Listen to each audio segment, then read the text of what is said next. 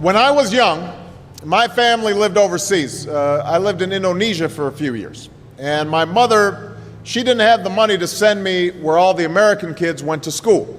But she thought it was important for me to keep up with an American education. So she decided to teach me extra lessons herself, Monday through Friday. But because she had to go to work, the only time she could do it was at 4:30 in the morning. But whenever I'd complain, my mother would just give me one of those looks and she'd say, "This is no picnic for me either, Buster." So I know that some of you are still adjusting to being back at school, but I'm here today because I have something important to discuss with you. My father left my family when I was 2 years old, and I was raised by a single mother.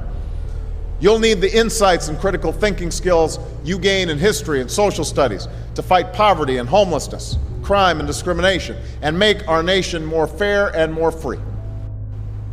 You'll need the creativity and ingenuity you develop in all your classes to mean you're stupid. It just means you need to spend more time studying.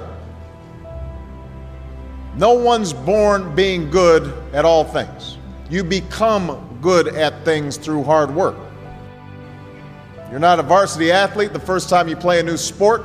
You don't hit every note the first time you sing a song. You've got to practice. The same principle applies to your schoolwork. You might have to do a math problem a few times before you get it right.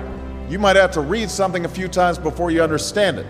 You definitely have to do a few drafts of a paper before it's good enough to hand in. Don't be afraid to ask questions. Don't be afraid to ask for help when you need it. I do that every day. Asking for help isn't a sign of weakness, it's a sign of strength, because it shows you have the courage to admit when you don't know something, and that then allows you to learn something new. So find an adult that you trust, a parent, a grandparent, or a teacher, a coach, or a counselor, and ask them to help you stay on track to meet your goals. And even when you're struggling, even when you're discouraged, and you feel like other people have given up on you, don't ever give up on yourself. Because when you give up on yourself, you give up on your country. The story of America isn't about people who quit when things got tough. It's about people who kept going, who tried harder, who loved their country too much to do anything less than their best. It's the story of students who sat where you sit 250 years ago and went on to wage a revolution, and they founded this nation. Young people. Students who sat where you sit 75 years ago, who overcame a depression and won a world war, who fought for civil rights and put a man on the moon. Students who sat where you sit 20 years ago, who founded Google and Twitter and Facebook and changed the way we communicate with each other. So today, I want to ask all of you, what's your contribution going to be? What problems are you going to solve? What discoveries will you make?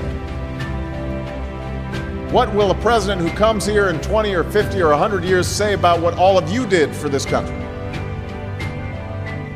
You know, your families, your teachers, and I are doing everything we can to make sure you have the education you need to answer these questions. I'm working hard to fix up your classrooms and get you the books and the equipment and the computers you need to learn. But you've got to do your part too. So I expect all of you to get serious this year. I expect you to put your best effort into everything you do. I expect great things from each of you. So don't let us down. Don't let your family down or your country down. Most of all, don't let yourself down. Make us all proud.